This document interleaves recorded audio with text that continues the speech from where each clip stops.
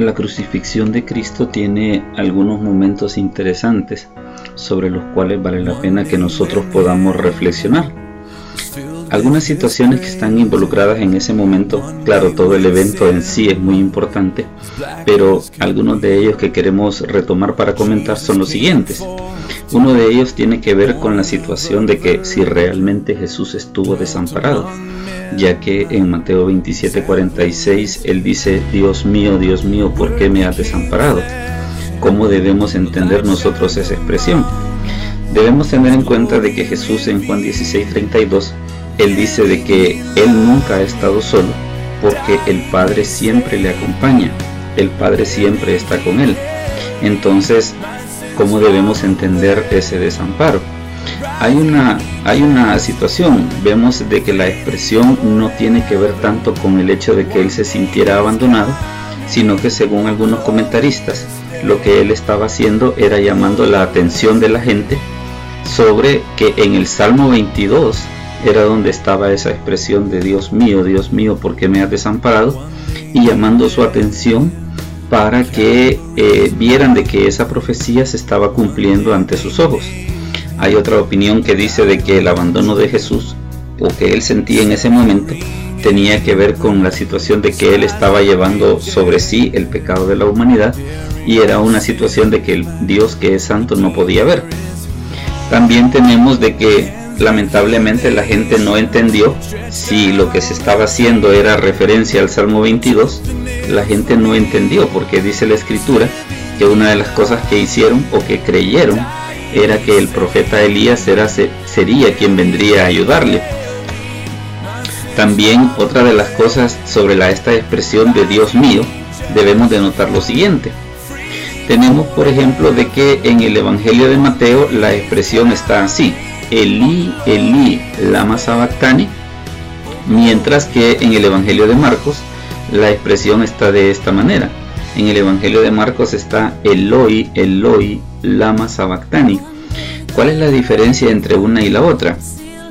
Es lo siguiente: la expresión de Mateo está en hebreo. ¿Y por qué razón es eso? Eso es porque el hebreo era el idioma del pueblo de Israel.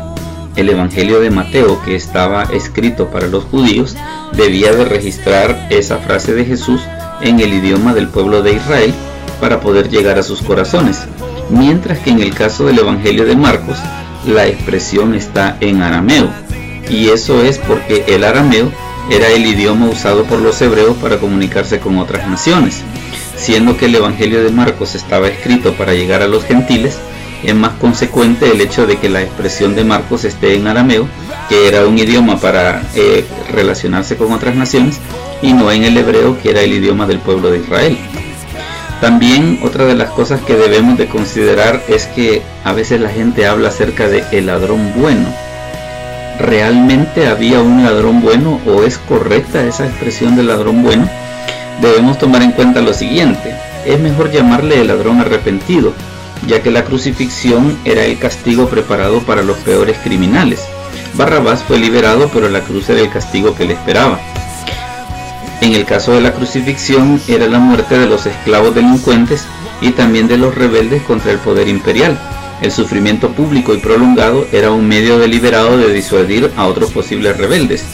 Lo que sucedía con la crucifixión era que no solamente era el hecho de ponerlos ahí, sino que prolongaban su muerte de tal manera de que una persona podía pasar hasta varios días en ese sufrimiento, y la gente al pasar ver el sufrimiento y saber de que esa persona estaba allí porque había cometido un delito que merecía ser castigado. Es por eso de la urgencia de los sacerdotes, de que ellos querían de que a Jesús le quebrasen las piernas para matarlo rápido y deshacerse, según ellos, del problema. Con lo que ellos no contaban era de que Jesús resucitaría el tercer día. También otra de las cosas tiene que ver con este ladrón arrepentido. Este personaje nos enseña algunas cosas importantes. La primera de ellas tiene que ver con el hecho de que reconoció que era pecador. Otra de las cosas que él hizo era que reconoció que Jesús no tenía pecado. Además de eso, reconoció a Jesús como rey. Y otra de las cosas que reconoció es que Jesús volvería, cuando le dijo: acuérdate de mí cuando vengas en tu reino. también reconoció el hecho de que el Señor implantaría su reino, y podemos darnos cuenta entonces de que en realidad no podríamos llamarlo el ladrón bueno, sino que mejor el ladrón arrepentido, y que muy inteligentemente reconoció ante quién estaba. Otra de las cosas importantes tiene que ver con la frase de Juan 19:30, donde Jesús dice consumado es. Esa es una expresión muy interesante que vale la pena comentar. Tenemos el hecho de que en el griego es la palabra tetelestai, y esa palabra en el español son dos palabras, pero en el griego es solo una. Y una de las cosas importantes que tiene es, por ejemplo, el léxico de Gingrich, comentando esa palabra, dice llevar a su fin, consumar, completar. También tenemos que, por ejemplo, en Liddell y Scott se dice que tetelestai significa bendecir con perfecta felicidad, completado y ejecutado. Y en la gramática de Thayer se dice completar de principio a fin. Vemos entonces de que cuando Jesús expresa en la cruz consumado es, era que todo lo que tenía que ver con el pecado de la humanidad había sido completamente resuelto. Y es por eso de que el sacrificio de Cristo en la cruz es un sacrificio perfecto. Y otra de las cosas que es importante es de que esa palabra en Juan 19:30 está en el tiempo perfecto, indicando que es una acción hecha de una vez por todas.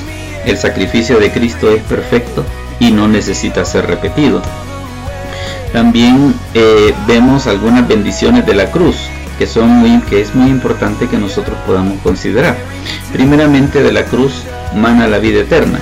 La Escritura dice en Juan 3:16 que Dios dio a su Hijo unigénito para que todo aquel que en Él cree no se pierda, mas tenga vida eterna. También nos dice la Escritura de que Jesús en la cruz murió en nuestro lugar, porque a pesar de que nosotros éramos pecadores, Cristo murió por nosotros. Tenemos también de que de la cruz mana sanidad, porque el Señor dice de que por su llaga fuimos nosotros curados. También en la cruz fue anulada el acta de los decretos que había contra nosotros, y que dice el libro de Colosenses que nos era contraria. En la cruz también Cristo triunfó sobre las potestades, dice el libro de Colosenses que les exhibió públicamente. Y tenemos de que en la cruz también tenemos la seguridad de la respuesta en la oración.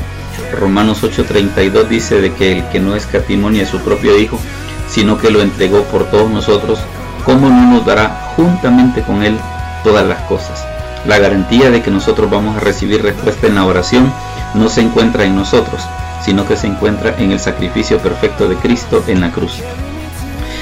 Es por eso que dice la Escritura, pues para esto fuisteis llamados, porque también Cristo padeció por nosotros, dejándonos ejemplo para que sigáis sus pisadas, el cual no hizo pecado ni se halló engaño en su boca, quien cuando le maldecían no respondía con maldición, cuando padecía no amenazaba, sino encomendaba la causa al que juzga justamente, quien llevó él mismo nuestros pecados en su cuerpo sobre el madero, para que nosotros, estando muertos a los pecados, vivamos a la justicia, y por cuya herida fuisteis sanados, porque vosotros erais como ovejas descarriadas, pero ahora habéis vuelto al pastor y obispo de vuestras almas. Siempre recordándole de que nuestro canal Conozcamos las Escrituras está en YouTube, donde usted puede ver todos nuestros videos, puede descargarlos si así lo desea y compartirlos con sus amigos. Saludos.